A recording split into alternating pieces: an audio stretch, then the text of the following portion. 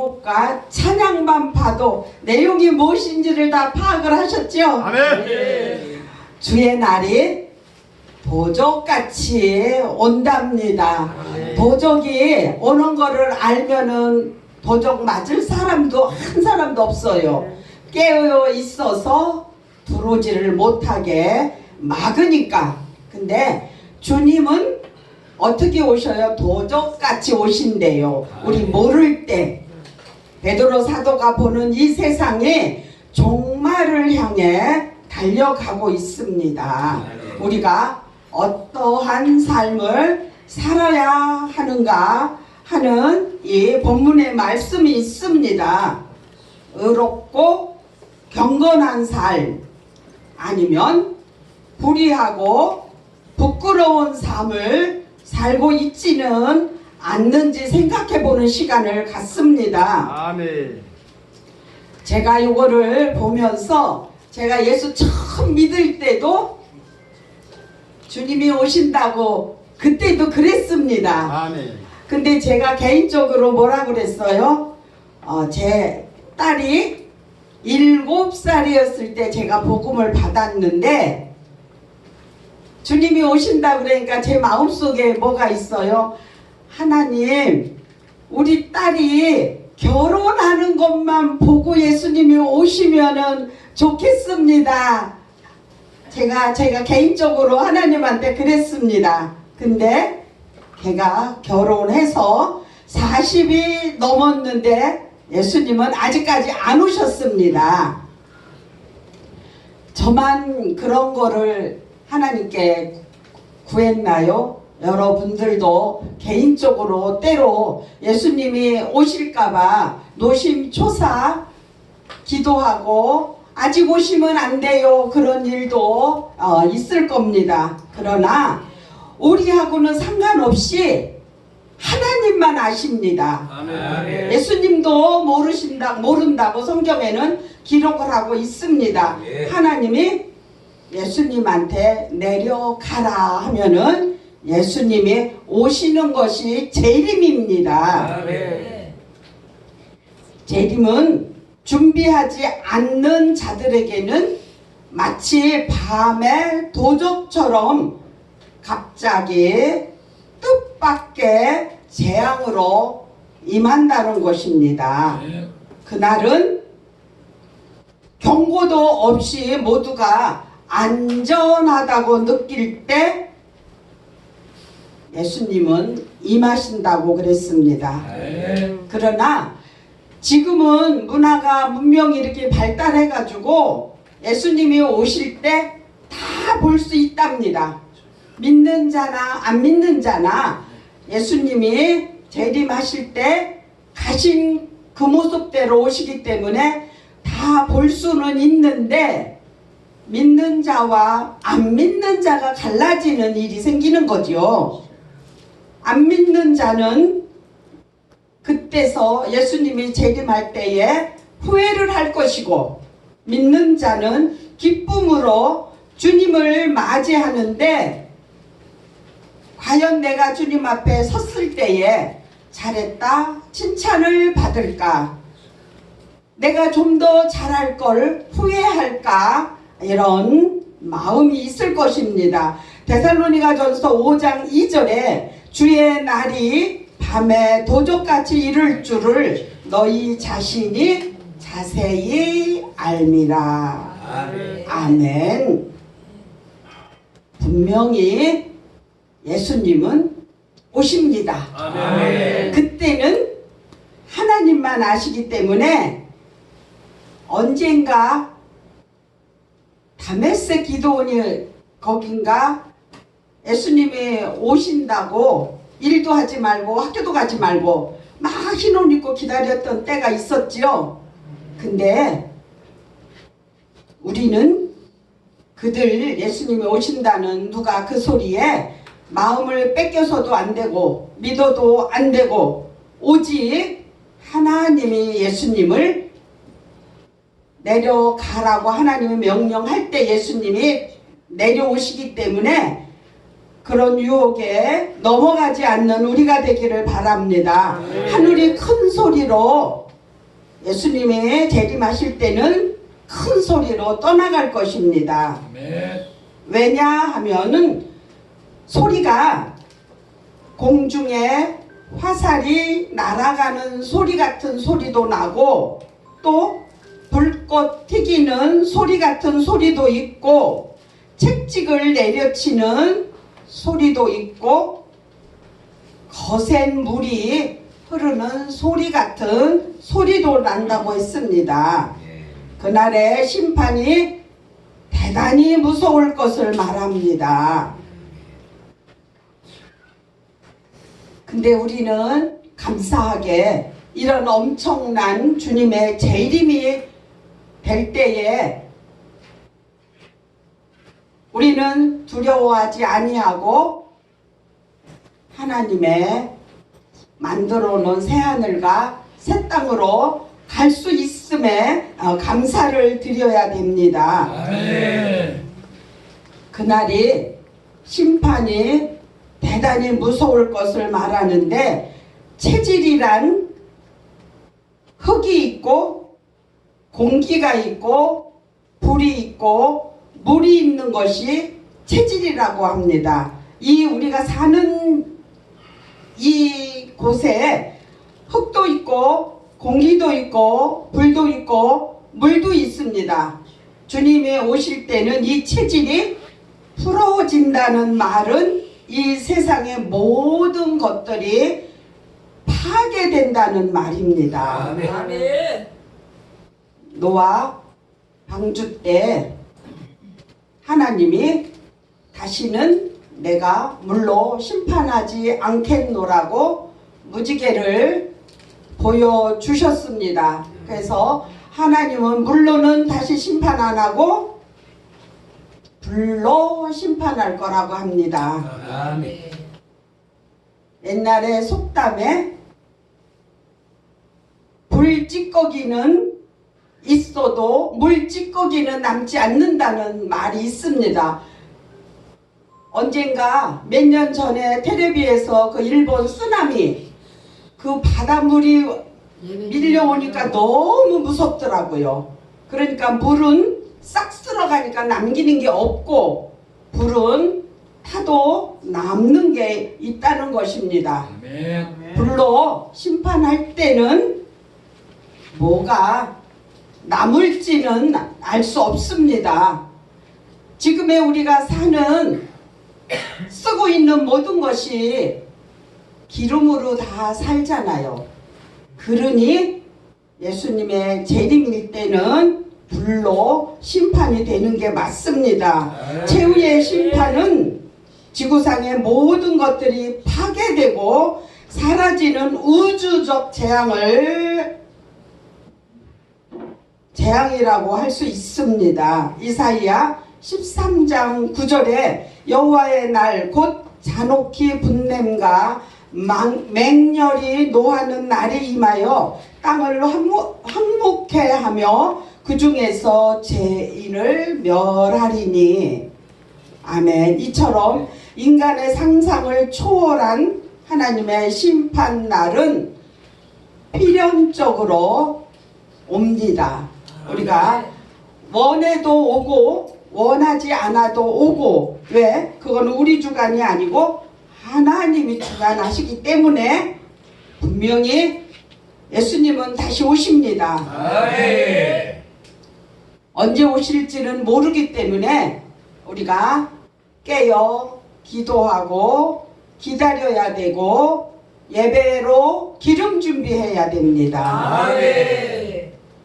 5처녀, 10처녀 중에서 5처녀는 기름 준비를 해서 주님을 맞이했지만 5처녀는 기름이 떨어져서 기름을 사러 갔는데 문이 닫혀서 주님을 맞이하지 못된 성경도 기록을 하고 있습니다. 그래서 우리도 지금 이것이 하나님 앞에 기름 준비하는 것입니다. 아멘. 기름이 이렇게 사는 게 아니고 우리가 예배로 준비하는 게 기름 준비입니다. 베드로전서 4장 7절에 만물이 마지막이 가까워 왔으니 그러므로 너희는 정신을 차리고 근신하여 기도하라. 아멘. 아멘. 성도는 우리는 하나님과 사람 앞에서 정직해야 하며 자신의 작은 행동에도 세심한 주의를 기울여야 합니다. 네. 우리가 나가서 사람을 만나서 전도도 하지만 우리가 사는 생활에서 우리 생활에서도 보일 때 모범을 보일 때 그것도 전도입니다. 아멘. 그렇기 때문에 우리는 할 수만 있으면은 친절해야 되고 아멘. 조금 손해봐도 너무 따지지 말고 너무 깎지 말고 그냥 마음을 비우고 이렇게 나보다 상대를 편안하게 해주는 우리 모습이 되어야 되겠습니다. 아멘. 지금은 이렇게 마트가 있고 대형 마트가 있으니까 시장에 콩나물 사러 뭐 이렇게 많이 안 가잖아요. 시대적으로. 예전에 시장에 할머니들이 가장 저렴한 거 콩나물 사러 와서 깎고 더 달라고 그러고 뺏어가고, 근데 거기에서도 뭐라 그래요? 집사님, 권사님 호칭을 그래가면서 시장에 와서 이제 깎는 모습이 있습니다. 근데 그게 하루아침에 바뀌어지지는 않겠지만 우리가 몰랐을 때는 그렇게 했지만 어떻든 우리가 알았으면은 좀 더 내가 덜 먹고 그냥 손해보는 쪽으로 편한 마음으로 가졌으면 좋겠습니다. 아멘. 저도 결혼해서 바로 그래도 살림을 잘 한다고 저도 그때 당시에는 시장이니까 어느 날 시장에 가서 콩나물을 사면서 좀 더 주세요. 제가 그래서 좀 더 받아왔어요. 근데 제가 어떻게 했다고요? 관리를 잘 못해서 남은 거를 버리게 됐어요. 그리고는 제가 제 나름대로 뭔 각오를 해요. 그래, 그거 조금 그 장사하는 분도 이익이 남아야 되잖아요. 근데 내가 그거를 더 달래서 줘서 받아왔지만 내가 큰 나한테 보탬이 될 줄 알았는데 내가 관리를 잘못하니까 나머지를 버리니까 그게 내가 조금 더 달래서 가져온 게 이익이 없었어요, 저한테. 그래서 이제 가서 깎지도 말고 더 달래지도 말고 이렇게 살자. 근데 그때 각오를 하고 그 후에는 깎지도 않고 더 달래지도 않고 그리고 살았습니다. 근데 지금은 이제 마트에는 깎을 것도 없어요. 다 포장해 놓고 돈 딱 붙여 놓으니까 그냥 그거 들고 오면 돼요. 그러니까 너무 주부들이 장보기가 편해졌어요. 근데 한 가지 불편한 게 이 뭐를 좀 들고 다녀야 돼요. 전에는 거기에 있는 비닐을 마음대로 써서 거기 있는 걸 담아가지고 왔는데 지금은 못 쓰게 하니까 이 뭐를 하나 들고 가야만 내가 산 거를 들고 올 때 편하게 들고 올 수가 있어요. 근데 어떤 때는 또 용감하게 조금 살 거니까 그리고 이제 그냥 가잖아요. 그러면은 조금 사면은 들고 오기가 편안한데 어떻게 하다 보면 사면은 또 들고 오기도 불편하고 또 저희 마트는 3만 원이 돼야 배달을 해줘요. 그러니까 애지간히 사가지고는 배달을 시킬 수가 없습니다. 그래도 어떻든 시대가 이렇게 자꾸 좋아지니까 우리 주부들도 살림하기도 좋고 나와서 일해도 살림이 그렇게 힘들지가 않습니다. 그런데 젊은이들은 나가지도 않아요. 마트 앉아서 다 눌러가지고 앉아서 받아서 살림을 하더라고요.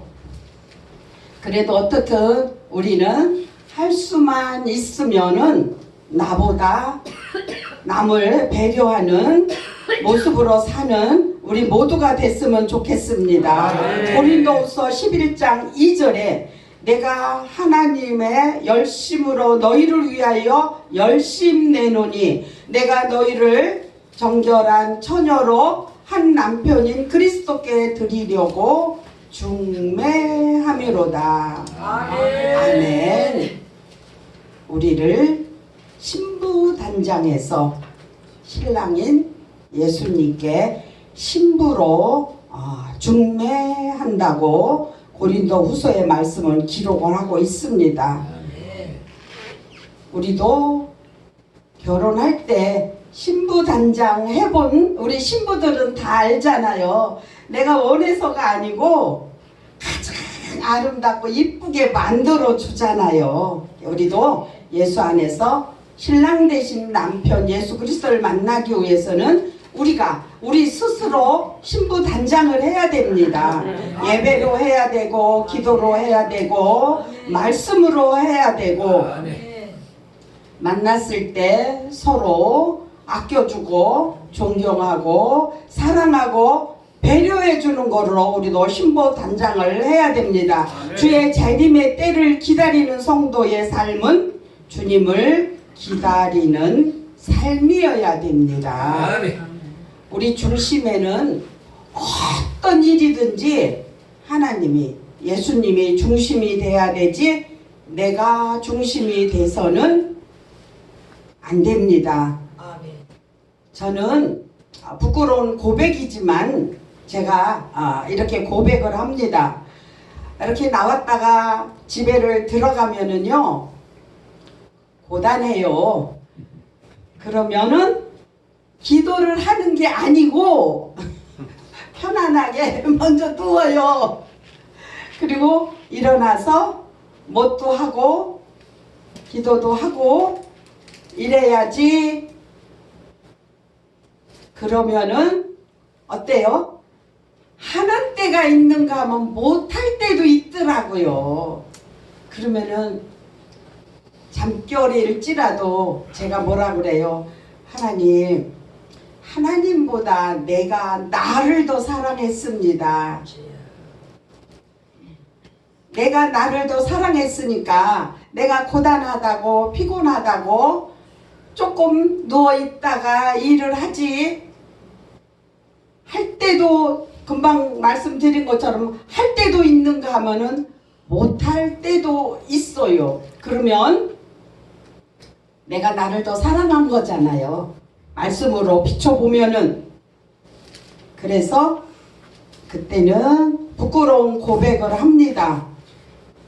그래도 그게 얼른 안 고쳐지더라고요. 모르겠어요. 제가 믿음이 없는지 나이가 먹어서 그런지 여기 계신 분들은 어떤지 저 개인적으로 그냥 궁금합니다. 저는 부끄러운 그 고백이 있습니다.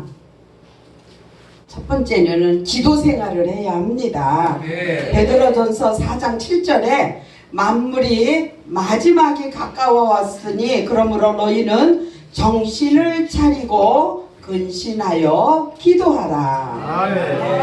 그리고 열심히 전도하는 생활을 해야 됩니다.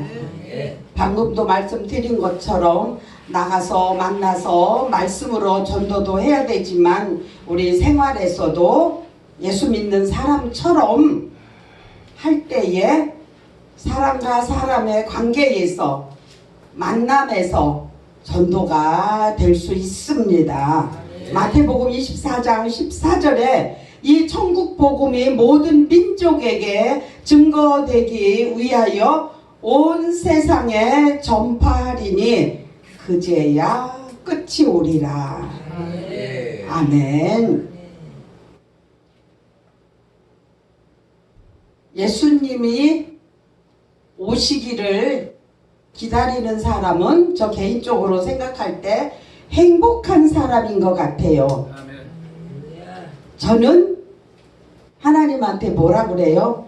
하나님, 아직 오면 안 돼요. 제가 게을러서 전도해야 될 식구들이 있어서 아직 오시면 안 돼요. 저는 개인적으로 하나님한테 그럽니다. 그러나 하나님이 제 기도를 들어주실지 그거는 하나님만 아시기 때문에 저같이 이렇게 부끄러운 고백을 하지 않는 여기 계신 모든 분들이 되시기를 바랍니다. 일찍 기도하고 전도해서 부모, 형제, 이웃, 자녀 모두가 구원받고 같은 뜻을 품고 같은 곳을 바라보고 같은 대화를 하고 살면은 너무 행복한 삶입니다. 근데 믿지 않는 자와 만나면은요, 안타깝지만 대화할 게 없더라고요. 그래서 만나도 재미가 없고 그 영혼만 내 마음속에서 안타깝고 불쌍하고 그런 마음이 있지만 이 대화가 안 돼요. 나는 믿는 자, 그는 안 믿는 자, 비록 피를 나는 형제일지라도. 그래서 마음 아프고 기도는 하지만 하나님이 내 기도를 언제 들어 응답하실지는 하나님만은 아십니다. 아멘. 여기 계신 모든 분들은 저같이 그런 안타까운 마음이 없기를 바랍니다. 아멘. 아까 불의가 다가올수록 더욱 열심히 사랑하고 봉사하는 생활을 해야 합니다. 아멘. 주 앞에 흠도 없이 나타나기를 힘쓰라고 하는 하나님의 말씀을 지키고 행하는 우리 모두가 되기를 바랍니다. 아멘. 기도드립니다. 좋으신 하나님, 주의 은혜를 감사를 드립니다.